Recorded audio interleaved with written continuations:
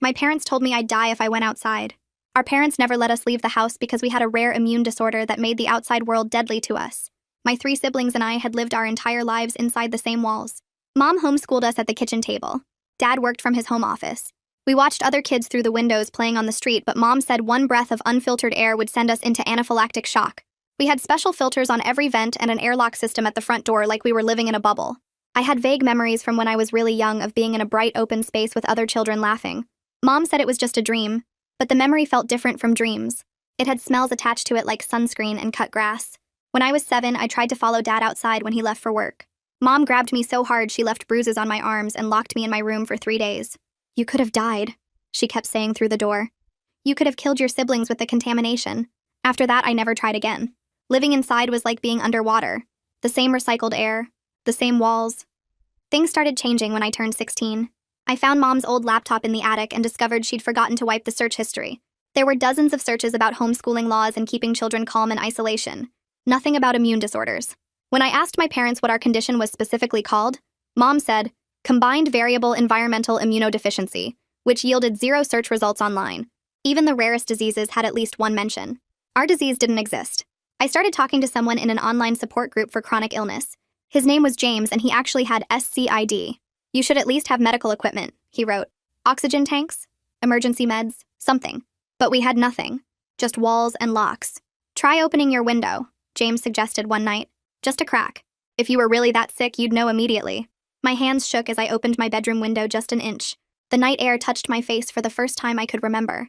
It was cold and smelled like rain and earth and life. Nothing happened, no reaction, no symptoms. My lungs didn't close up. My skin didn't burn. I was fine. "More," James encouraged the next night. "Open it more." I opened it halfway and stuck my whole head out. The wind moved through my hair. I could hear things differently without walls muffling them. Dogs barking, cars in the distance. The world was so much bigger than our house. Still no reaction. My body was perfectly healthy. "We're not sick," I told my siblings one day when our parents were both in Dad's office on a work call.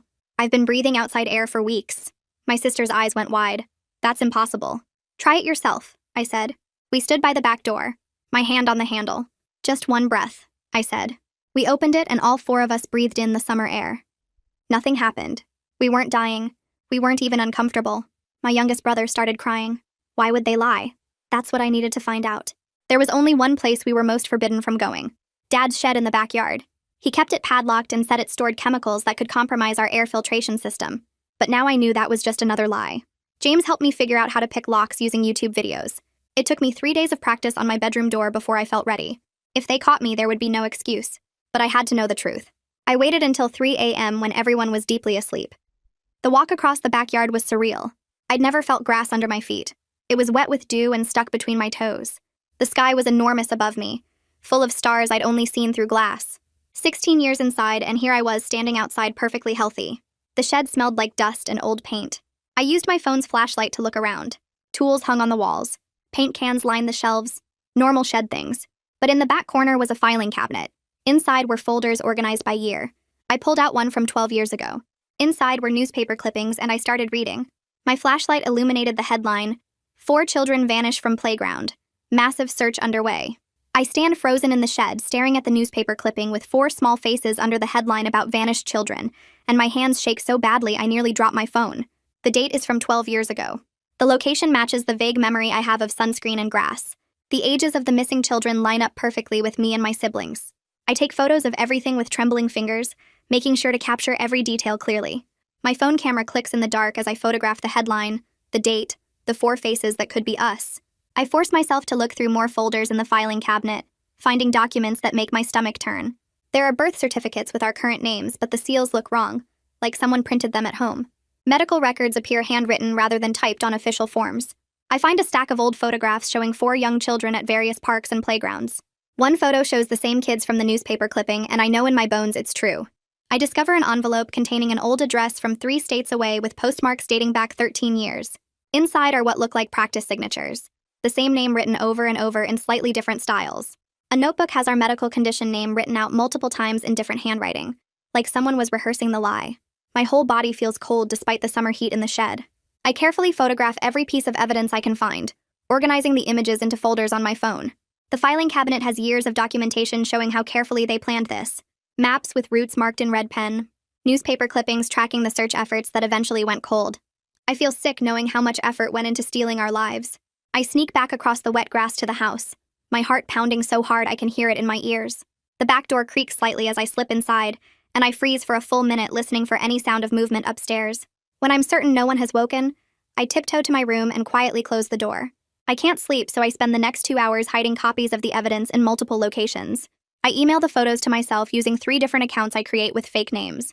I hide my phone in a loose floorboard under my bed that I discovered years ago. I write down the key details on paper and stuff it inside an old book on my shelf. If they find one copy, I'll still have others. I lie in bed as dawn light starts filtering through my window, replaying that memory of being in a bright open space with other children. The smell of sunscreen and cut grass feels so real now. Not like a dream at all, but like a stolen moment from my actual life. I think about the parents in that newspaper article who lost their children. I wonder if they're still looking for us. I wonder if they think we're dead. At breakfast, I watch Mom and Dad carefully, studying their faces for any sign of guilt or fear. Mom makes pancakes like always, humming while she cooks. Dad reads news on his tablet while drinking coffee. They look so normal, so parental, and it makes me feel crazy knowing what I discovered just hours ago. Mom asks if I slept well, and I lie and say yes. Dad reminds us about our math lessons this afternoon. Everything is the same as every other morning we've had for 16 years. After breakfast, when our parents are both occupied with work calls in Dad's office, I gather my siblings in the room we use as a playroom and close the door. I show them the photos on my phone, watching their faces change as they process what they're seeing. My younger brother starts crying immediately. My sister's face goes pale and she grabs the phone from my hands to look closer. My other sibling just stares at the photos in silence. My sister refuses to believe it at first. She insists there must be some explanation, and that Mom and Dad would never lie to us about something this huge. My other sibling just stares at the photos in silence, not saying anything. My younger brother keeps asking why someone would do this to us. I try to stay calm and logical, walking them through each piece of evidence. I show them the birth certificates with different names. I show them the newspaper clipping with our faces. I show them the maps and the practice signatures. My sister keeps shaking her head like she can make it not be true. I spend the next hour trying to calm everyone down and get them to understand what we need to do next. My sister keeps saying there has to be another reason for all this, but I can see doubt starting to show on her face when I point out specific details in the photos. My younger brother won't stop crying, so I sit with him and let him lean against me while we all try to figure out our next move. Once everyone is calmer and our parents are still locked in their office on their work call, I sneak back to my room and pull out the old laptop. I open the support group and start writing a message to James, being careful about what I say in case someone else sees it. I attach some of the photos, but I make sure to crop out anything that shows our exact address or could identify us too easily. My hands shake as I type out the details about what I found and ask if this looks like real medical paperwork to him. I hit send and then sit there staring at the screen, refreshing over and over. Within an hour, there's a response, and I open it so fast I almost drop the laptop. James wrote back just a few simple sentences, but they make my whole body relax a little. He says that's not medical paperwork, that's forgery, and I need to be careful, but I also need to get help. Seeing someone else confirm that I'm not crazy or making this up helps me breathe easier. I save his message and close the laptop, then hide it back under my bed. That evening after dinner, when our parents think we're doing homework, I take the laptop to the bathroom and lock the door. I start Googling the missing children case using the details from the newspaper clipping. I find forum posts and Facebook groups that are still active after all these years. Parents and relatives still post on the anniversary dates, sharing memories and begging for any information about what happened to the 4 kids. There are age progression photos showing what the missing children would look like now, created by forensic artists who specialize in this kind of thing.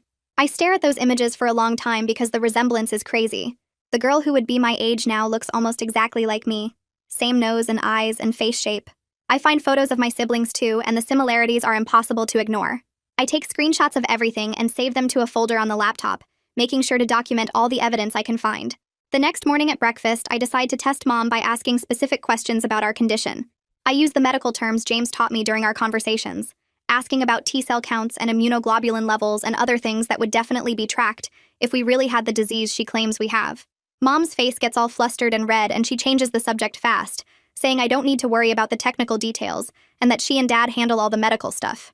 I press a little more, asking when our last blood test was and what our numbers were, and she gets actually mad, telling me to stop questioning her and finish my breakfast. I apologize and act like I'm dropping it, but I'm watching how uncomfortable she got and how she couldn't answer a single specific question. Later that afternoon, Mom announces she's going to the store and Dad shuts himself in his office for a work call that's supposed to last an hour. This is my chance, and I know I have to take it. I grab the old laptop from under my bed and wrap it in a plastic bag, then wait by the front door listening to make sure Dad is really on his call. When I hear his voice through the office door talking to someone about work stuff, I unlock the front door as quietly as possible and slip outside. The neighbor's recycling bin is sitting at the curb waiting for tomorrow's pickup, and I walk over to it trying to look casual even though my heart is beating so hard. I lift the lid and shove the laptop down under some cardboard and papers, making sure it's hidden but also somewhere it won't get crushed. As I'm closing the lid, I see Heidi Nolan from across the street standing on her porch watching me. Our eyes meet for just a second, and I try to communicate with my expression that something is wrong, that I need help. She gives a tiny nod like she understands, and I hurry back inside before anyone notices I left. That night, after everyone is asleep, I use my phone to video call James. I'm under my covers with the volume turned way down so no one hears. He answers right away, and I can see his face in the dim light from his room. I tell him everything about the evidence and the photos and what I've discovered, and he listens without interrupting. When I finish, he says I need to contact authorities as soon as it's safe to do so. He explains that what's happening to us is criminal, and that we're in real danger now that I've discovered the truth. We talk through different scenarios about what might happen if I report, like whether we'd be taken away immediately, or if there would be an investigation first. The fear is so big it feels like it's choking me, but the need to escape this lie is even bigger. James promises to help however he can, and tells me to be careful and smart about my next moves. The next day, I decide to test our parents again, this time with Dad. I deliberately leave my bedroom door wide open when I know he's going to walk by on his way to the kitchen. Sure enough, within 2 minutes he comes down the hall and sees my door open. He stops immediately and closes it, then opens it again to lecture me about contamination risks, and how I'm putting everyone in danger. His voice is tight and stressed in a way I've never heard before, and he watches me the whole time I apologize and promise to be more careful. I act totally compliant and sorry, but I'm studying how fast he reacted and how controlled his response was, like he's been practicing what to say if this happened. After he leaves, I sit on my bed thinking about how everything they do is calculated and planned. That afternoon, when our parents are both busy, I gather my siblings in the playroom again and close the door. I tell them we need to create a code word system in case we need to communicate something urgent without our parents understanding.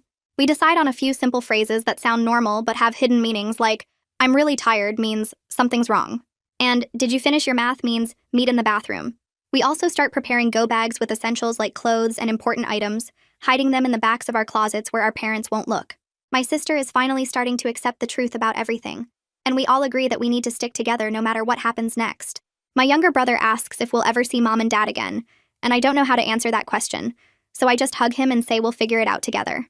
Later that evening, I remember seeing an old phone in the junk drawer in the kitchen a few weeks ago. I wait until our parents are watching TV and sneak down to grab it, then take it to my room and plug it in to see if it still works. The battery is dead, but after charging for an hour, it turns on and I'm able to connect to our Wi-Fi. I find the missing person's hotline number from one of the websites I looked at earlier and open the tip submission form. My hands shake so bad I can barely type as I fill in the details about our address and the evidence in the shed.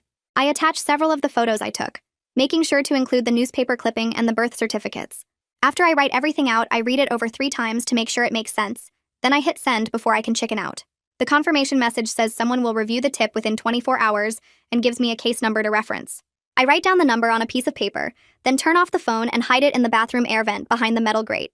The next morning, Mom and Dad make an announcement at breakfast that we need to do a deep cleaning of the whole house. They say the air filters need maintenance and they're going to collect all our electronic devices to make sure nothing is interfering with the filtration system. I feel my stomach drop, but I keep my face calm and normal. They go through each of our rooms one by one, taking phones and tablets and anything with a screen or battery. I'm so grateful I hid the important stuff because they're being really thorough, checking drawers and under beds. The atmosphere in the house feels different now, tense and watchful in a way it never has before. Mom keeps glancing at Dad like they're communicating without words, and Dad seems jumpy and on edge. That night, after everyone goes to bed, I wait until after midnight, then sneak to the bathroom and retrieve the phone from the air vent. I turn it on with the brightness all the way down and create a new email account using a fake name. I upload all the photos to a cloud storage account so they'll be safe even if the phone gets found and destroyed. I also write down the tip line number and the case number they gave me on a small piece of paper. Back in my room, I carefully pull up the corner of my mattress and find a small tear in the lining, then stuff the paper inside where no one will find it. Every precaution feels necessary now because I can tell our parents are getting suspicious, and I don't know how much time we have left before something happens. I wait 3 more nights before going back to the shed, because I need to be absolutely sure everyone is sleeping deeply. At 1:30 a.m. on the 4th night, I slip out of bed and tiptoe down the stairs, avoiding the creaky 3rd step from the bottom. The grass is cold and wet again under my bare feet as I cross the yard. Inside the shed, I go straight to the filing cabinet and start checking for locked drawers I missed before. There's one at the very bottom that won't open when I pull the handle. I use my bobby pin technique, and after about 5 minutes of careful work, the lock clicks. Inside are official-looking documents with raised seals, and I pull them out with shaking hands. These are birth certificates, but the names are completely different from what I've been called my whole life. The parents listed aren't mom and dad. My real birth name is printed right there in black ink, and it feels like reading about a stranger. I stare at it for a long time, trying to make it feel real. My siblings have different names too, names I've never heard before. I take photos of each certificate, making sure the flash captures every detail clearly. In the same drawer underneath the certificates, I find an old photograph that's bent at the corners from age. 4 small kids are standing in front of playground equipment, and I recognize that red slide from my earliest memory. I flip it over, and someone wrote 4 names in blue pen, along with a date from 13 years ago. These must be our real names, the ones we had before we were taken. I match the names to the birth certificates, and everything lines up perfectly. The evidence is right here in my hands, proving that everything about our lives has been a lie. I take multiple photos of both sides of the picture, my hands shaking so badly I have to brace my arms against the filing cabinet to keep the camera steady. I keep searching and find a big manila envelope stuffed in the back of the drawer. Inside are apartment lease papers from a city I've never heard of that's 3 states away. The dates are from the year before we disappeared, according to the newspaper articles. There are also utility bills with the same address, and what looks like printed maps with notes scribbled in the margins. Someone circled certain playgrounds and parks in red pen, and drew routes between them. Looking at this makes me feel sick to my stomach because it shows how much planning went into taking us. This wasn't some sudden mistake or bad decision. They spent months figuring out where to find kids and how to grab us without getting caught. I photograph everything in the envelope, then put it all back exactly how I found it and close the drawer. My legs feel weak as I walk back to the house. I go straight to my siblings' rooms and wake them up one by one, putting my finger to my lips so they stay quiet. We gather in the room we share for playing games, and I show them the photos on my phone. My younger brother starts crying right away when he sees the birth certificates. My sister takes his hand and squeezes it while we all crowd around the small screen. We whisper about these names that belong to us, trying them out quietly to see how they sound. None of them feel right because we've never heard them before. We're looking at our own identities like they're artifacts from someone else's life. My sister keeps staring at her real name and touching the screen like she can't believe it's real. The sun is just starting to come up when we finally go back to our rooms. I hide my phone again and try to sleep, but I'm too wired. At breakfast a few hours later, Dad makes an announcement that sounds casual but feels dangerous.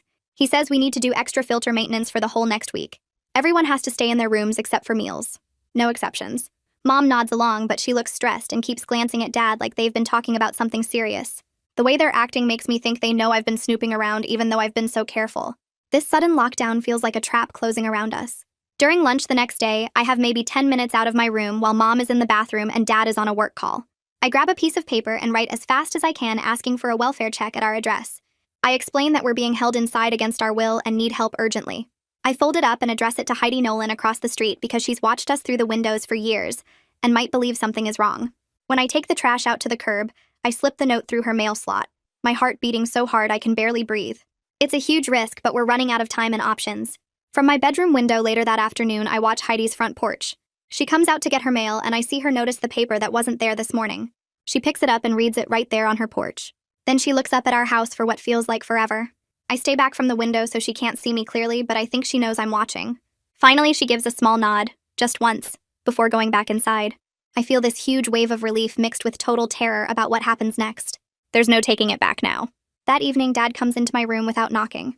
I'm sitting on my bed and I don't see the bobby pin lockpick I made sitting right there on my desk until he walks over and picks it up. His face goes completely cold and blank in a way that scares me more than if he was yelling. He asks what I've been doing in this super calm voice that makes my skin crawl. I try to say I was just messing around, but he cuts me off. He starts going through my room, taking anything that could possibly be used as a tool. He empties my desk drawers and checks under my mattress and goes through my closet. When he's done, he tells me I'm grounded to my bed except for bathroom breaks. No exceptions. Then he leaves without closing the door so he can watch me from the hallway. I wait until I hear him go downstairs before I move.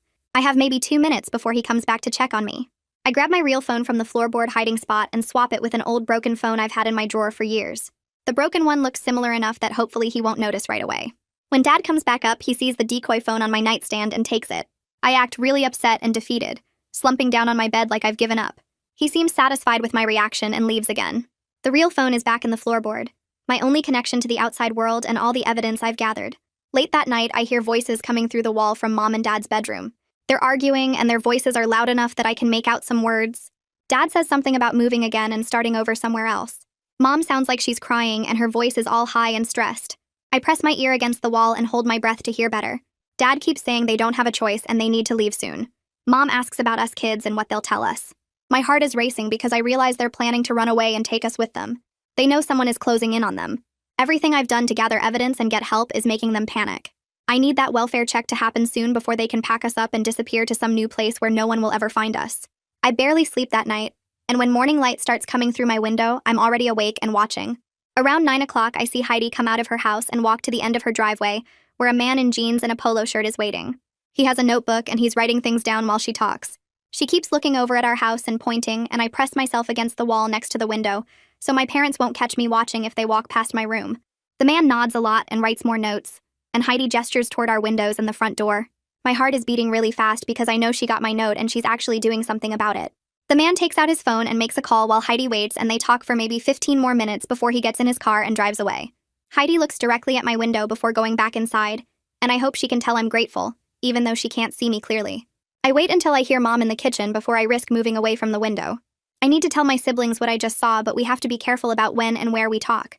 Dad is already in his office on a call and Mom is making breakfast. So I use the bathroom and knock quietly on the doorframe of my sister's room on my way back.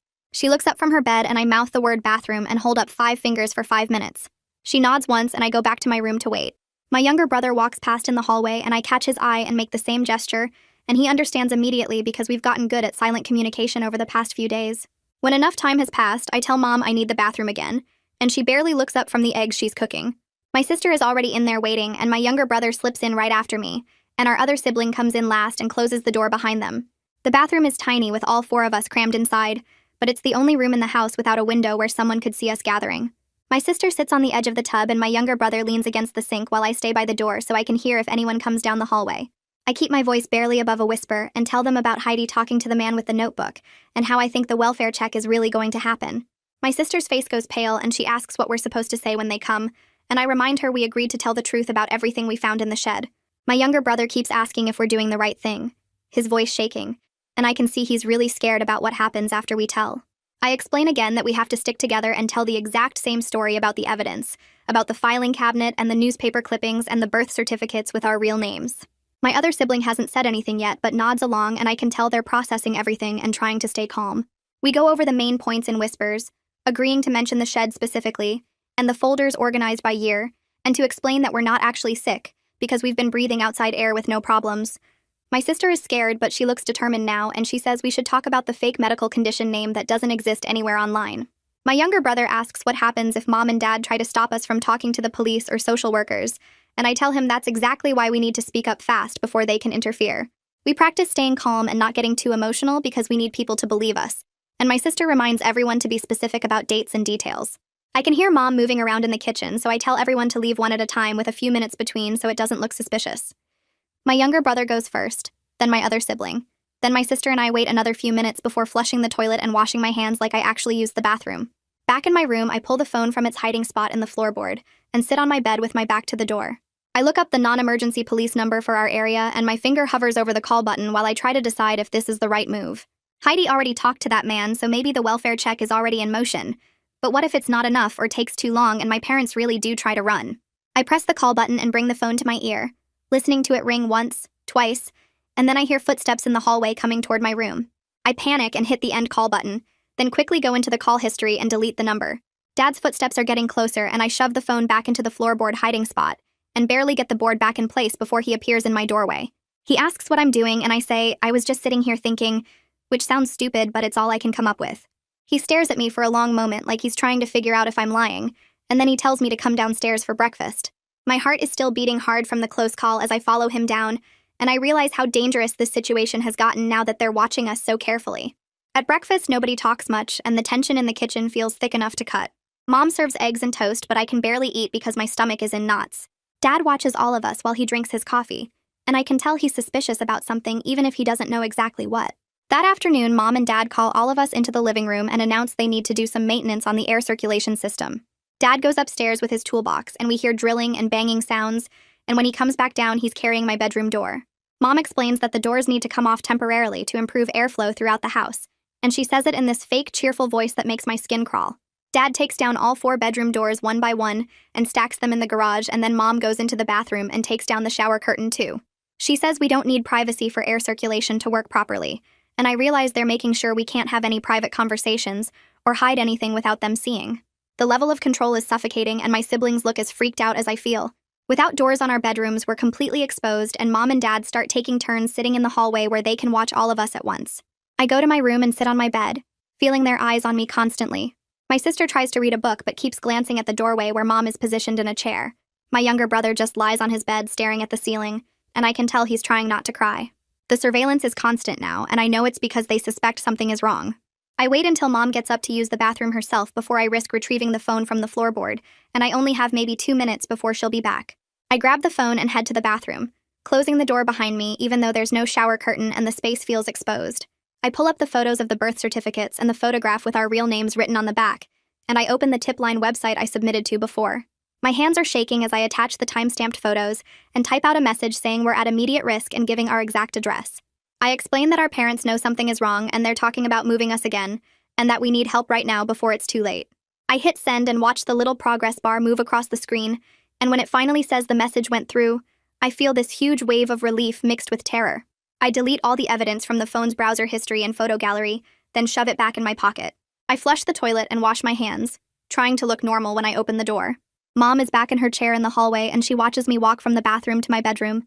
I can feel her stare on my back the whole way. I hide the phone in the floorboard again and lie down on my bed, trying to slow my breathing and act like everything is fine. The rest of the afternoon drags by with Mom and Dad switching off hallway duty every few hours. We eat dinner at the kitchen table in complete silence except for the sound of forks on plates. Nobody makes eye contact and the air feels heavy with everything we're not saying.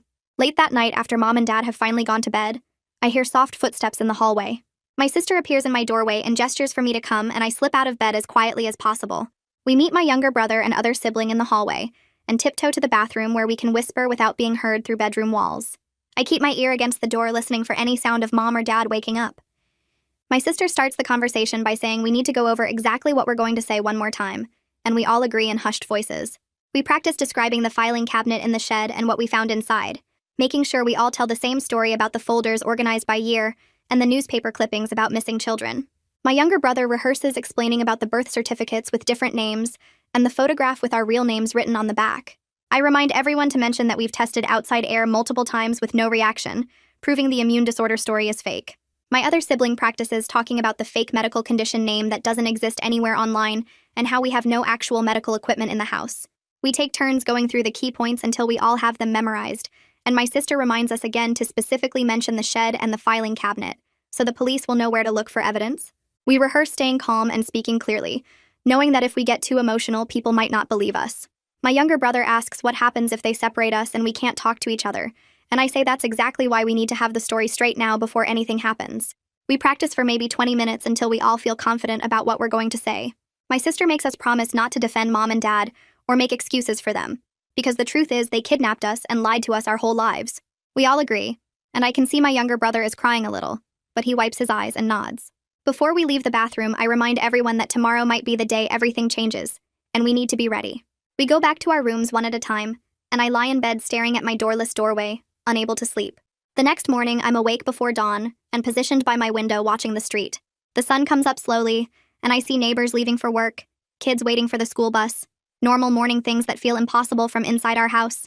Around 8:30, I see movement at the end of our street and my whole body goes tense. 2 police cars turn onto our block, followed by an unmarked dark sedan, and they're driving slowly like they're looking for addresses. Heidi comes out of her house and stands on her porch, and when the cars get closer, she points directly at our front door. The vehicles pull up and park in front of our house, and I watch as 4 people get out, including 2 uniformed officers, a woman in business clothes, and Heidi. My heart is beating so hard I can feel it in my throat and my hands start shaking. I hear the doorbell ring downstairs, and I move to the top of the stairs where I can hear what's happening. Dad's footsteps cross the living room, and I hear the front door open. I position myself where I can see part of the entryway if I lean over the railing, and I watch everything unfold below me. The adrenaline makes everything feel sharp and clear and terrifying all at once. I can hear my siblings moving in their rooms behind me, and I know they heard the doorbell too. This is it, the moment we've been preparing for, and there's no going back now. I hear Dad start talking in this fake, friendly voice, explaining that we have a serious medical condition and visitors are dangerous to our health. His words come out fast and nervous, and he's using phrases like immune-compromised and contamination risk. A woman's voice cuts through his explanation, firm and professional, saying they're here for a welfare check and they need to see all 4 children immediately. Dad's voice gets louder and more desperate, and he says something about not understanding the severity of our condition and how exposure could kill us. The woman says again that they need to see us and that he needs to cooperate, and I hear one of the police officers say something about obstruction. Dad tries to physically block the doorway, and his voice takes on this edge that I recognize from when he gets really angry. The woman identifies herself as a social worker and says if he doesn't let them in, they'll get a warrant and come back with more officers. I can hear Mom coming from the kitchen asking what's going on, and her voice sounds high and panicked. My sister appears next to me at the top of the stairs and grabs my hand, and my younger brother and other sibling are right behind her. We look at each other and I know this is the moment we have to act. If we don't do something right now, Dad might convince them to leave and we'll lose our chance. I make a split-second decision and run down the stairs, my bare feet slapping on the wood. My siblings follow right behind me, and I push past Dad to get to the door where the officers and the woman are standing. Dad tries to grab my arm, but I pull away, and one of the police officers steps between us immediately. I look at the woman and the officers, and the words come tumbling out fast and desperate. I tell them we need help, and that everything our parents said about being sick is a lie, that we're not actually ill, and they've been keeping us locked inside our whole lives. Dad is yelling now and trying to reach me, but the other officer moves to block him, and Mom is crying and saying, I don't know what I'm talking about. My sister steps forward and says it's true, that we found evidence in the shed proving we were kidnapped, and my younger brother is crying, but he nods and says we're the missing children from 12 years ago. The woman, who I'll later learn is named Maggie Bishop, holds up her hand for everyone to stop talking, and she looks directly at me with this serious but kind expression. She says she needs to speak with each of us separately, and that our parents need to cooperate right now. The police officers make it very clear that Dad and Mom have to step back and let this happen, and I can see the moment when Dad realizes he's lost control of the situation. His face goes from angry to scared, and Mom is still crying and reaching for us, but the officers keep them separated from us.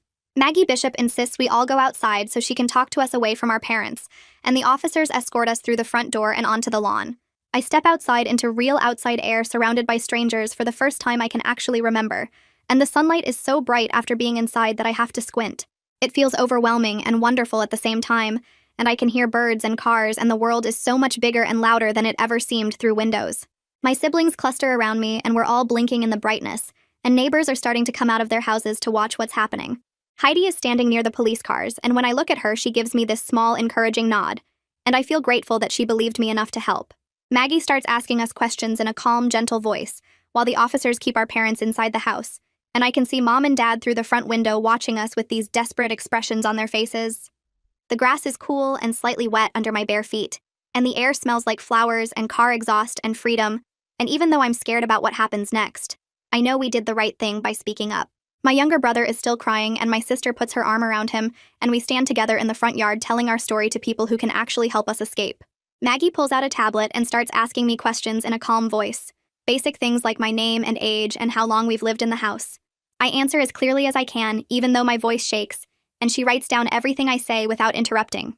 She asks about the evidence in the shed, and I tell her about the filing cabinet and the newspaper clippings and the forged documents. My sister steps forward and confirms what I'm saying, her voice stronger than mine, and she explains how we all tested breathing outside air with no reaction. My younger brother nods when Maggie asks if this is true, and my other sibling quietly says yes when she turns to them.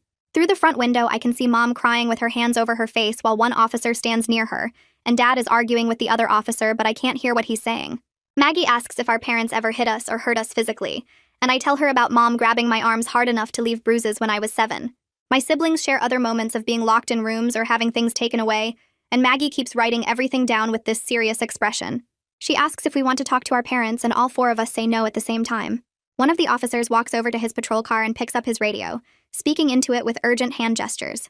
Within minutes, I hear sirens in the distance getting louder, and 3 more police cars pull up to our house with lights flashing.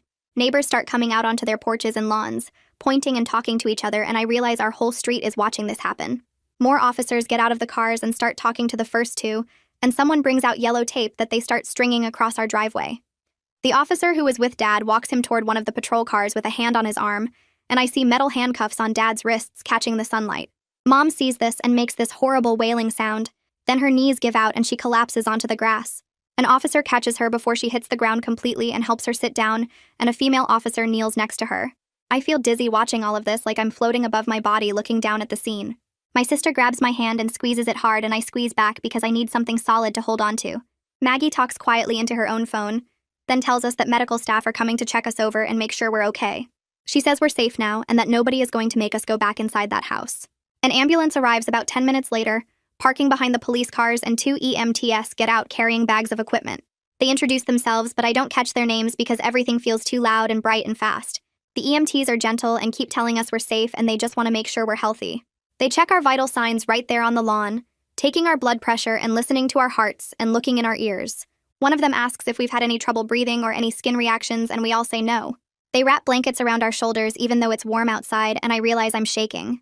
The EMTs talk to Maggie and the officers, and then they tell us we need to go to the hospital for a full checkup. I watch as 2 officers walk Dad to a patrol car and help him into the back seat, and another officer does the same with Mom, who is still crying.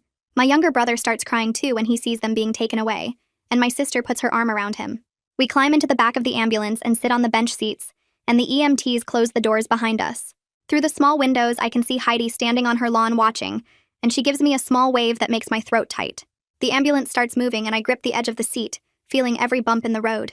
At the hospital, nurses meet us at the emergency entrance and walk us through automatic doors into a bright hallway that smells like cleaning products. They take us to a private room with 4 beds separated by curtains, and a doctor comes in wearing blue scrubs. He introduces himself as Dr. Dexter Raymond and shakes each of our hands, which surprises me because adults usually don't do that with kids. Dexter explains that he needs to run some tests to check our overall health and make sure we don't have any medical issues. He takes blood samples from each of us, talking through each step so we know what's coming. He listens to our hearts and lungs, checks our reflexes, looks at our skin and eyes and throat. He asks questions about our diet and sleep and if we've ever been seriously sick, and we answer as honestly as we can. A nurse comes in and out bringing supplies and writing things on a chart. The whole process takes a long time, and by the time Dexter finishes with the initial exam, my arm is sore from the blood draw, and I'm exhausted. He tells us he'll have preliminary results in a few hours and that we should try to rest. Nurses bring us sandwiches and juice boxes, and we eat sitting on the hospital beds with our legs dangling over the edges. That afternoon, a man in a suit knocks on our door and introduces himself as Detective Vikram Mahmood. He has kind eyes and a calm voice, and he pulls up a chair to sit at our level instead of standing over us. Detective Mahmood explains that he needs to ask us some questions about our lives and what we found in the shed. He starts with me since I was the one who discovered the evidence, asking detailed questions about the filing cabinet and what documents I saw. I tell him about the newspaper clippings and the forged birth certificates and the old photographs. He asks if I took pictures, and I show him my phone, scrolling through all the photos I took that night in the shed. He asks permission to send the photos to his email, and I agree. Detective Mahmood asks about our daily routines, what our parents told us about being sick, how they controlled our movements. My siblings take turns answering his questions, each adding details the others forgot. He asks what we remember from before, and I tell him about my memory of sunscreen and grass. He writes everything down in a notebook, his pen moving quickly across the pages. When he's done with the initial questions, I ask him what happens next.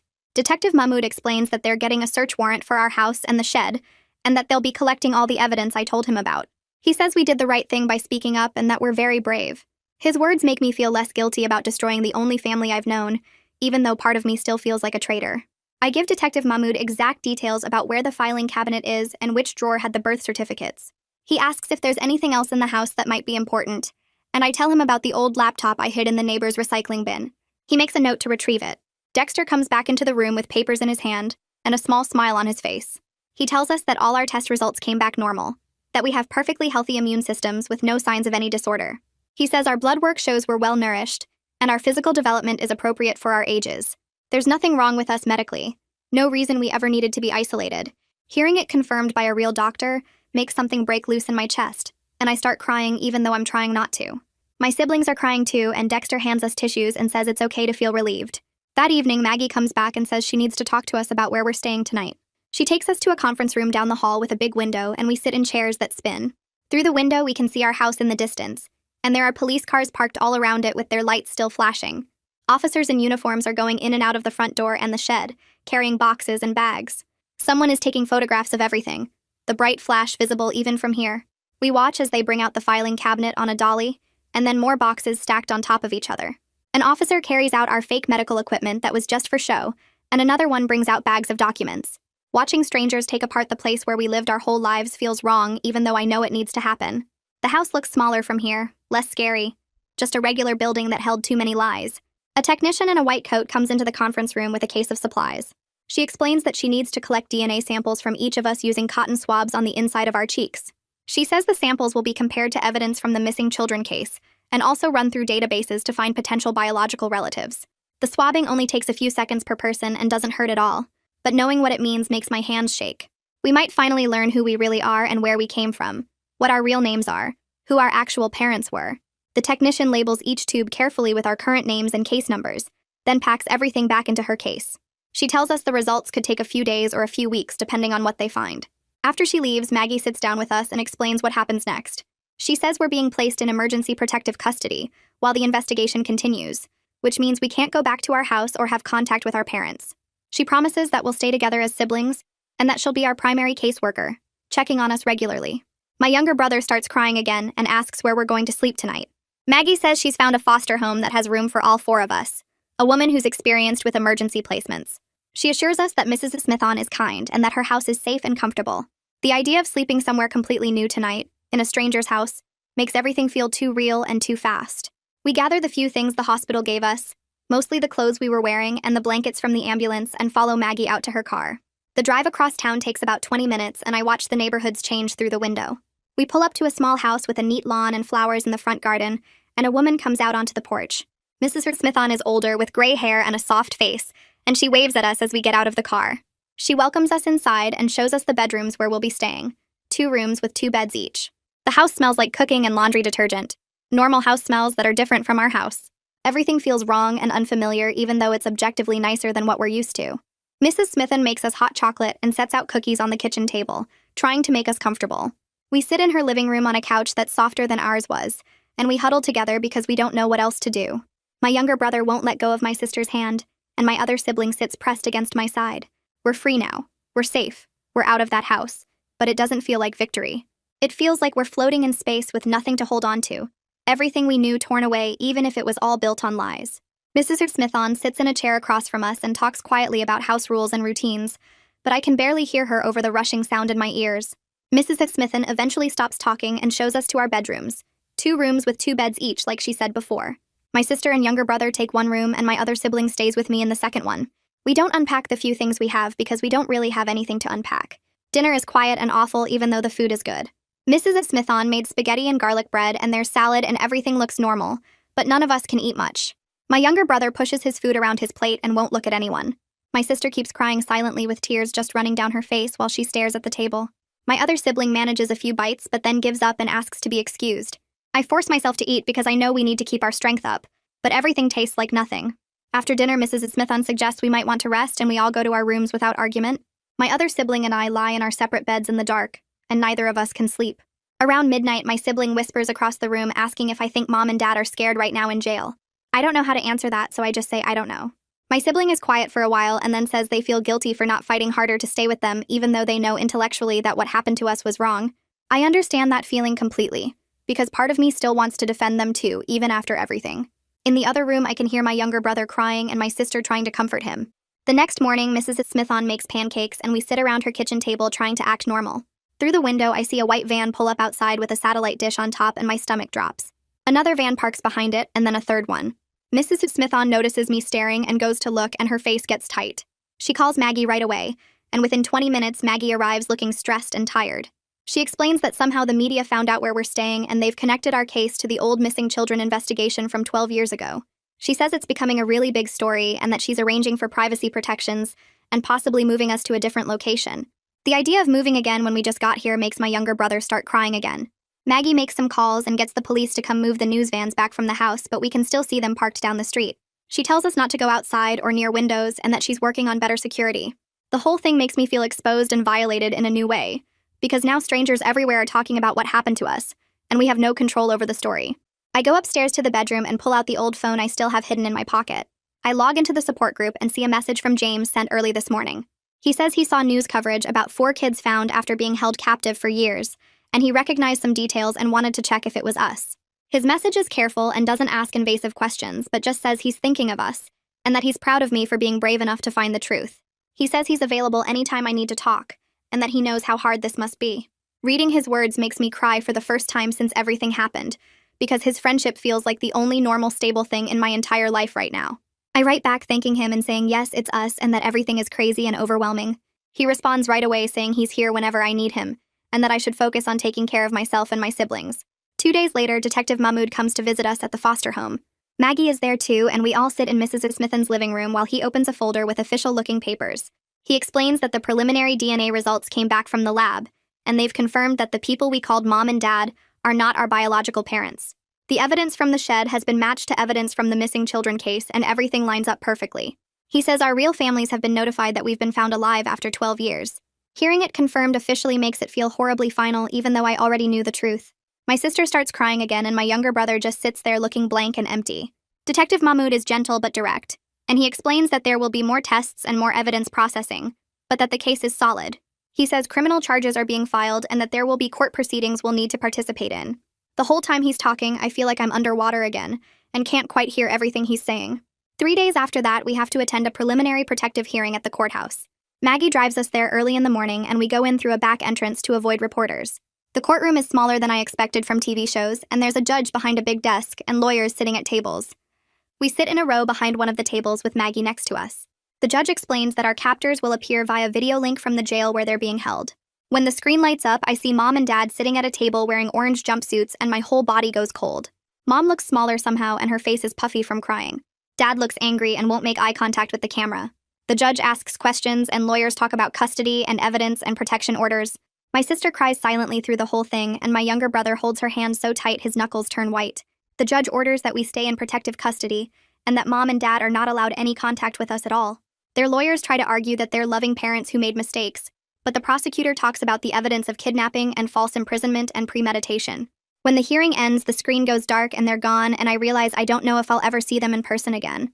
After the hearing, Maggie takes us to her office and gives us copies of the original missing persons reports from 12 years ago. She spreads the papers out on her desk, and we read about ourselves as 4-year-olds who vanished from a playground. I learn that my real birth name is different from the one I've used my whole life. I read about my biological parents who filed the report and never stopped searching. There are details about the life I was supposed to have, including the preschool I attended and the neighborhood where we lived. My siblings read their own reports, and we're all quiet, processing this information about who we really are. The grief of all that lost time feels crushing and huge. I think about the 12 years my real parents spent looking for me and the childhood I should have had.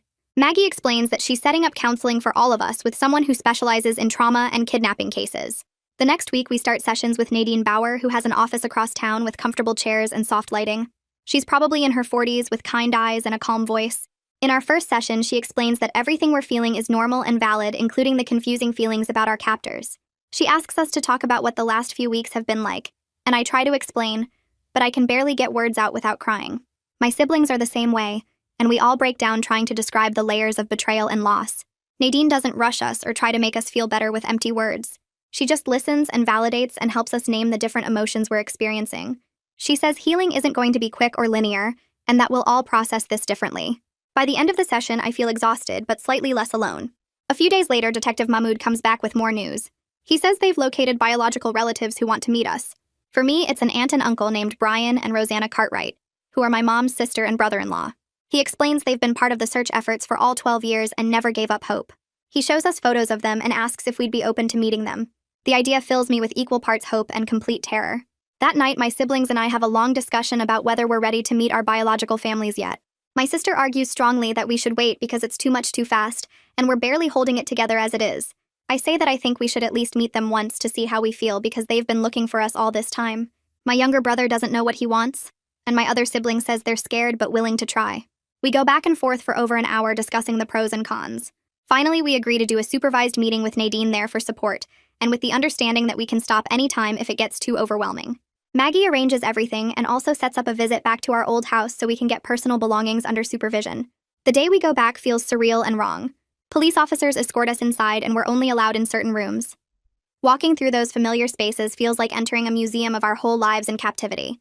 Everything looks the same but different now that I know the truth behind it all. I go to my bedroom and gather my favorite books and the few things that actually feel like mine.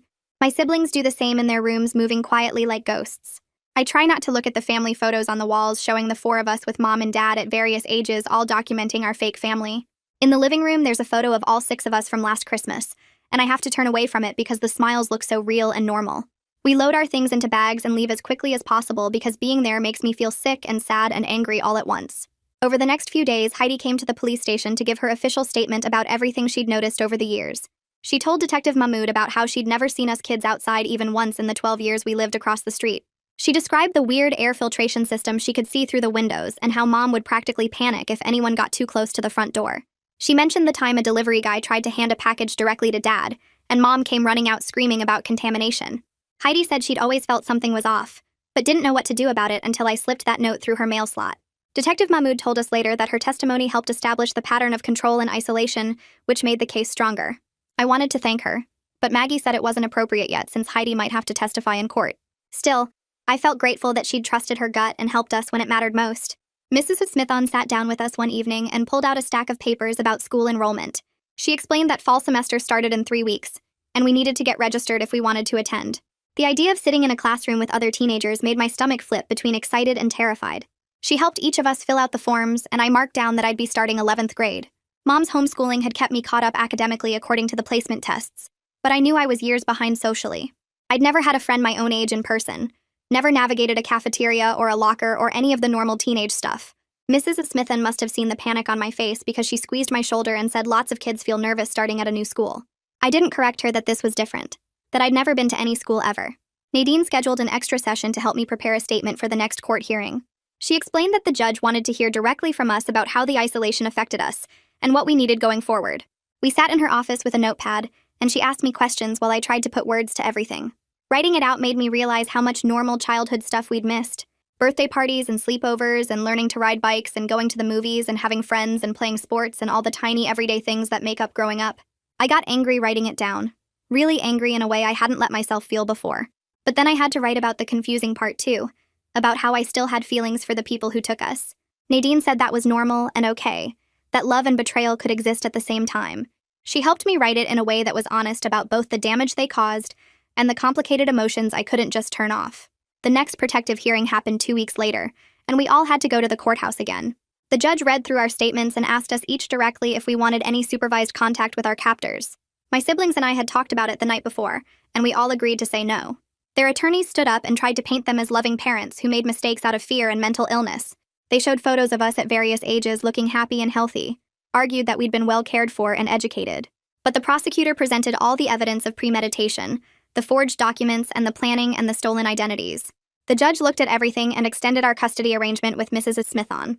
When he denied the request for supervised visits, I felt this weird mix of relief and guilt. Part of me wanted to see them, to understand why they did this. But the bigger part knew I wasn't ready, and might never be. Maggie met with us after the hearing to explain what happened next. The district attorney had filed formal kidnapping charges along with multiple counts of false imprisonment and child endangerment. She walked us through what each charge meant, and said the case would likely take months or even years to fully resolve through the courts. There would be more hearings and probably a trial eventually. The legal process moved slowly, but at least it was moving forward toward some kind of justice. She also told us that our biological families were still waiting to meet us whenever we felt ready. I asked if we could wait a little longer, and she said that was completely fine, that we got to control the timeline for that. 6 weeks passed, and our placement with Mrs. Smithon shifted from temporary to longer term. She officially agreed to keep all 4 of us as long as we needed, which took away some of the uncertainty.